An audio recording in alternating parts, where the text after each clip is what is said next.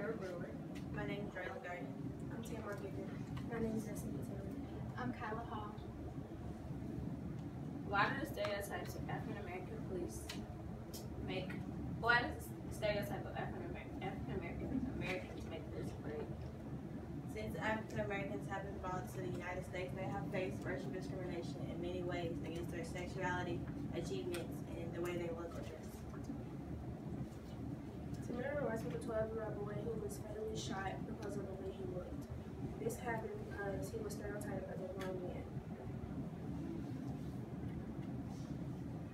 A stereotype could be defined as an over-exaggerated image of a particular group or person that can give people set characteristics of this particular group.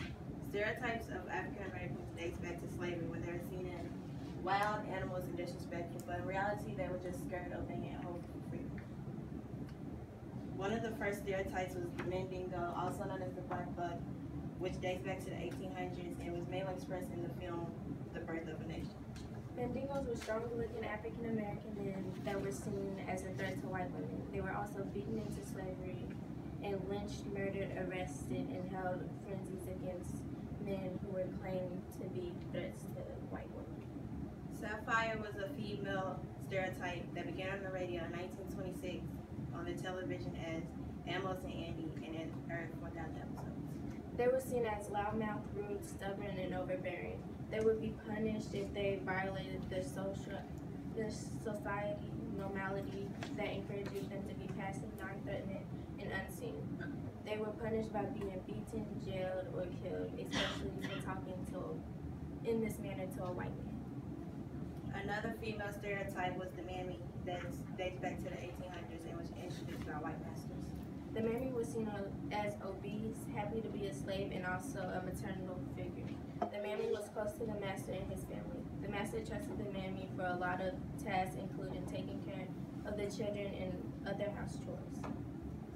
Jezebel was the last female stereotype, and she was a mixed-race female with long straight hair and small features that attached white males. Jezebel served to absolve white males of responsibility in the sexual abuse and rape of African Americans. If you look to your right, you see a picture of Laval Hall. He was shot multiple times by a cop named Ella Tremino. He was killed also. Laval Hall had a paranoid, schizophrenic, and according to Miami Herald, mother called for help trying to find Laval because he has left the house in a mental state of mind.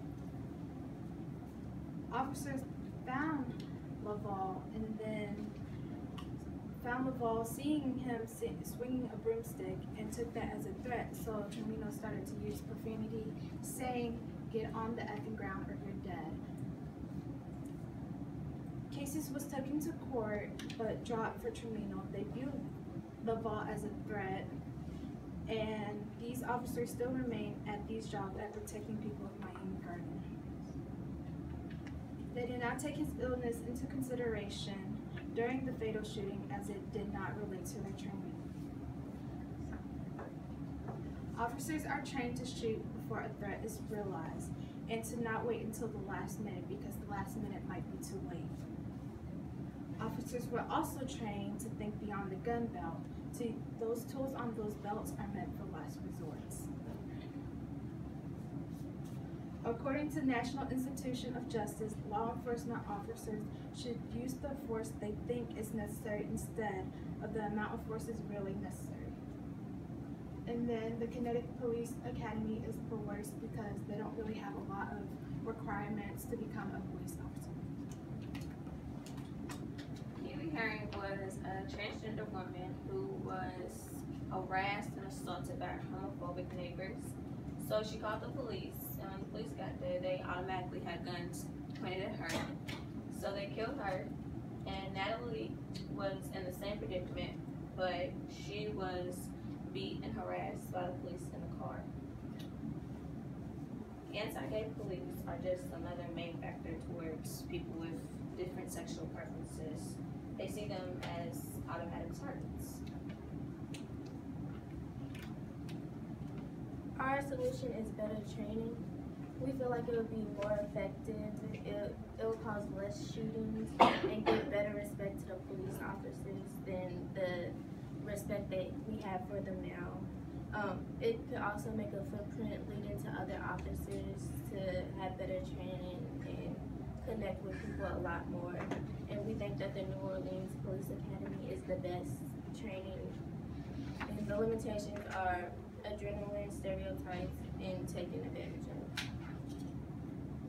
Another solution for our problem would be to have African Americans vocally advance on their history and what goes on around them. And something that has helped with the Black Lives Matter, as it helps with peaceful protests and having a voice. Because once you hear somebody else talking about something, it makes you want to do it too. And it brings better awareness to the problem. A limitation could be the Blue Lives Matter Association. And in an article by the Washington Post, it talks about why that's the problem and how blue lives do matter, because more people are focused on why they matter, not the other lives that they kill. Better education is another solution, because we feel like if you know where you come from, you would know why you are stereotyped. You would change your mindset. A limitation would be the school systems, because you have to get approval, and we have mostly predominantly white schools. Our overall solution is to make police aware of the stereotypes of African Americans, to provide better training because it's most effective, and it can provide the most change in the littlest amount of time. It can also be spread easily to most, if not all, police to make a bigger difference. Okay, thank you very much. All right, give me 1 second. Okay.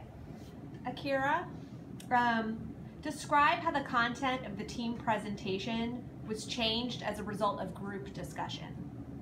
It was changed because we had a lot of information that we thought was great for the presentation until we went back and actually re-looked at it. So we had to change a lot.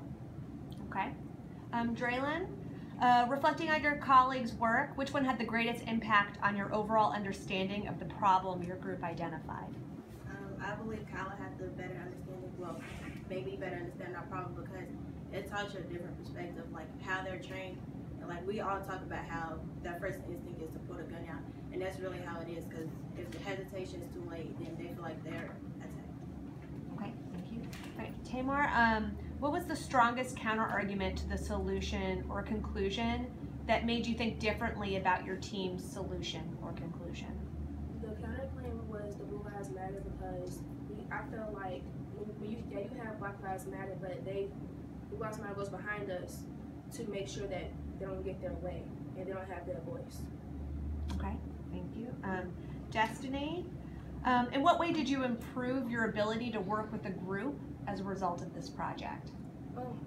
I feel like I can better work with the group because I can bounce my ideas off of what they're researching, and we can all add it and provide more examples of situations like this. Okay, and then Kyla, having finished your project, what, if anything, do you consider to be a gap in your team's research that, if addressed, would make you feel more confident about your conclusion?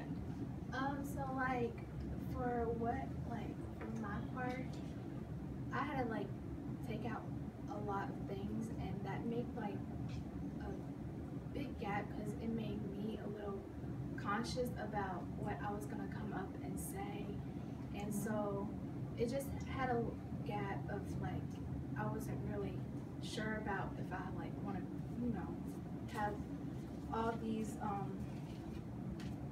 note cards, and it was just a big gap of me taking a lot of information out that wasn't really needed, because we timed ourselves and it was over 10 minutes, so we had to take out a lot of information and to make it. Okay, all right, thank you very much.